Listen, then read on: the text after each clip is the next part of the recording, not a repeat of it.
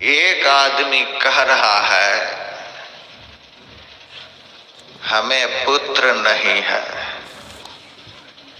इस बात का हमें दुख है, तो उसे समझना चाहिए हमें पुत्र नहीं है तो हम दुखी हैं, लेकिन जिसके पास है उसको तो सुखी होना चाहिए। हमारे पास घर नहीं है तो हम दुखी हैं, परंतु जिनके पास घर है उनको तो सुखी होना चाहिए। हमें नौकरी नहीं मिल पाई इसीलिए हम दुखी हैं, परंतु जिनको मिल गई है उनको तो सुखी होना चाहिए। हम तो देख रहे हैं कि सब किसी न किसी तरह से यहाँ दुखी ही है। कबीर साहब ने तो ब्रह्मा विष्णु महेश तक को दुखिया की श्रेणी में ले आया। साच कहो तो कोई न माने, झूठ कहा नहीं जाई हो। ब्रह्मा विष्णु महेश्वर दुखिया जिन्हें राह चलाई हो।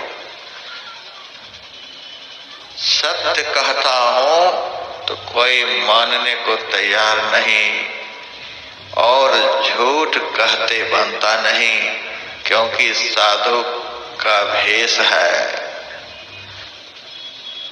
ब्रह्मा विष्णु महेश्वर दुखिया जो जो इस संसार प्रपंच में है सब दुखी है।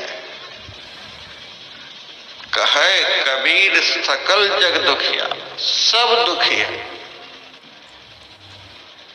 क्यों दुखी है? यही कारण है, जब तक अंश अंशी से नहीं मिल जाएगा तब तक यह दुख भोगता ही रहेगा।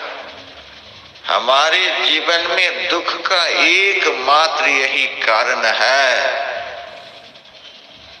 कि जहां सुख है वहां हम नहीं हैं, जहां शांति है वहां हम नहीं हैं, जहां आनंद है वहां हम नहीं हैं। हमारे जीवन में दुख क्लेश अशांति का एकमात्र कारण स्थानांतरण है। जिसमें सुख है, जिसमें आनंद है, जिसमें शांति है, उससे हम विलग हो चुके हैं, उनसे हम अलग हो चुके हैं। जो नदी का जल, जिस नदी का जल समुद्र की तरफ नहीं जा रहा है, धारा मुड़ गई है, वह पवित्र नदी नहीं मानी जाती है। उस नदी का जल चढ़ाया नहीं जाता है, उस नदी का जल पीने के योग्य नहीं होता है। उस नदी का एक दिन अस्तित्व मिट जाता है, उसमें एक दिन कीड़े हो जाते हैं, उस जल में बदबू आने लग जाती है।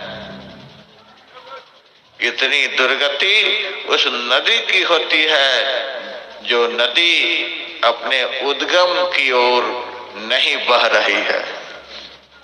उसी तरह से जो जीव अपने अंशी परमात्मा से मिलने के लिए नहीं जा रहा है, जो अंश परमात्मा से विलग हो गया है, परमात्मा से एक मेक नहीं हो पाया है, उस अंश की इस दुनिया में दुर्गति होती है।